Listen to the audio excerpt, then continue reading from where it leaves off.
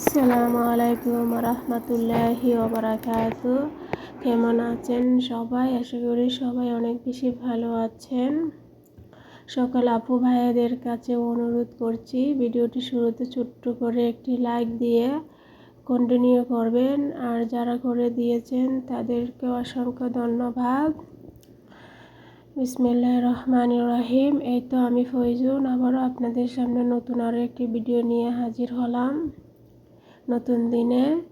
তো এখানে আমি কিছু ডাল দিয়ে সুন্দর একটা ডেকোরেশনের জন্য ফ্রিজের উপরে রেখে দিয়েছি, তো সুন্দরই লাগতেছিল। এই তো প্রথমে দেখতে পাচ্ছেন আমি এখানে 5টা আলু সিদ্ধ দিয়েছি, সিঙ্গারা বানাবো। তো সিঙ্গারার জন্য আমি এখানে ভালোভাবে আমার হাতের সাহায্যে আধা ভঙ্গ করে নিচ্ছি। তো সিঙ্গারাটা আমি অনেকে আগে অনেক রকমভাবেই বানাইতাম। তো আজকের সিঙ্গারাটা শুধু নতুনভাবে আমি ডালটা দিয়ে সিঙ্গারা বানাবো। ভিডিওটি কোনো অংশ যদি ভালো লাগে অনুরোধ করছি লাইক দিয়ে পাশে থাকতে পারেন। আর এই তো আমি এবার এখানে আমার যতটুকু দরকার ডালটা দিচ্ছি, ডালটার মধ্যে দিয়ে দিচ্ছি একটু তেল গরম হওয়ার পরে পাঁচফোড়ন কী এগুলোতে দেখা যাচ্ছে মনে হয় কালো জিরা, একটা ধনিয়া, মুড়ি, মিষ্টি মুড়ি, আর এখানে আদা, কাঁচামরিচ ভেঙে দিচ্ছি তেঁতলে, আর দিচ্ছি লাল মরিচ পাউডার, হলুদ পাউডার, আর এখানে একটা মাজি বলে এটাও দিয়ে দিচ্ছি। তো কষানো হওয়ার পরে মশলাটা আমি দিয়ে দিচ্ছি আলু ভাঙাটা। আমি কোনো এখানে পেঁয়াজ রসুন ব্যবহার করিনি, দেখতেই পাচ্ছেন আপনারা। তো এখানে আমি ভুনা মশলা দিছি 2টা মিক্স করে, গরম মশলা আর ভুনা মশলা দুইটাই খুবই সুন্দর একটা বাজারের মতন গ্রান আসে। তো দেখেন এবার আমি এখানে আমার 2 কাপ ময়দার মধ্যে যতটুকু আমার ডালটা লাগবে এই ডালটাটা একটু আমি গরম করে নিচ্ছি।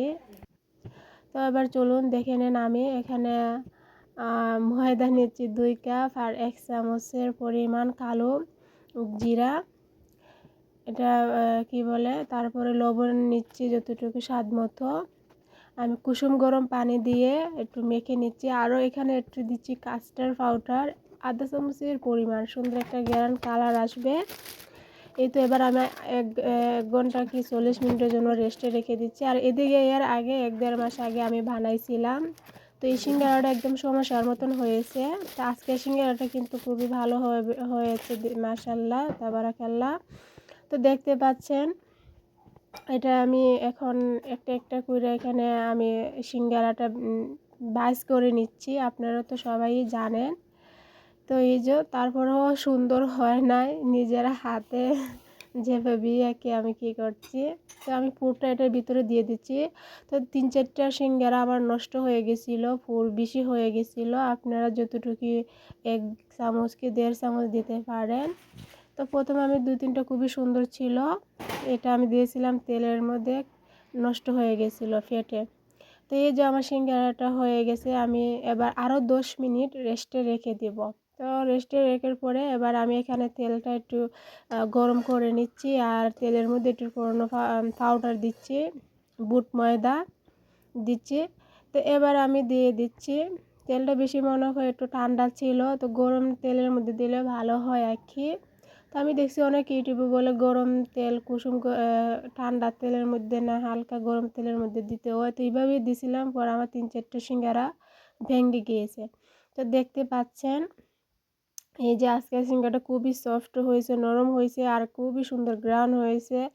এটা কিন্তু একদম বাইরের সিঙ্গারার মতন, যেহেতু ডালটা দিয়েছিলাম এর আগে, এই যে এইগুলো আগের সিঙ্গারা একদম সমস্যার মতন একদম ফুসফুসি। এই যে তো আজকের সিঙ্গারাটা খুবই সুন্দর হয়েছে।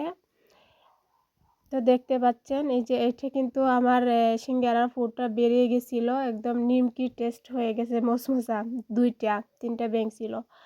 তো আর এই যে খুবই কি হয়ে গেছিলো শক্ত, ঠান্ডার তেলের মধ্যে আমি দিছিলাম, ফেটে গেছিলো। আর এই যে এইটি দেখতে খুবই সফট, খুবই নরম, মাশাআল্লাহ তাবারাকাল্লাহ। তো দেখতে পাচ্ছেন এটার ভিতরে কি সুন্দর, দেখতেই পাচ্ছেন খুবই সুন্দর হয়েছে সমস্যাটা। তো আমি এই যে এই এটা ডালডা বলে, এই ডালডাটি একে আমি দিয়েছিলাম। এই ডালডাটা খুবই সুন্দর, কেক, নিমকি, সিঙ্গারা বানাইলে একদম বাইরের মতন হয়, কোনো গন্ধ থাকে না। আর তেল দিয়ে বানাইলে, ঘি দিয়ে বানাইলে আমি অনেকবার বানাইছি, কাঁচা একটা গন্ধ থাকে, ভালো লাগে না। তো এটা দিয়ে বানাইছি, খুবই সুন্দর একটা ঘ্রাণ করে। তো দেখতেই পাচ্ছেন, সবাই অনেক অনেক ভালো থাকবেন। সবাইকে অসংখ্য ধন্যবাদ ভিডিওটি ধৈর্য ধরে দেখার জন্য। আর যদি কোনো অংশ ভালো থাকে, লাইক দিয়ে পাশে থাকতে পারেন। এই তো তো আজকে আমরা দুপুরের খাবার কিনে আনছি, দুপুরের খাবারগুলো খাচ্ছি। সবাই অনেক ভালো থাকবেন। আসসালামু আলাইকুম। আবারও নতুন কিছু নিয়ে আসবো যদি আল্লাহ বাঁচায় রাখুন। এখানে একটু তরকারিও রান্না করছিলাম। বাই।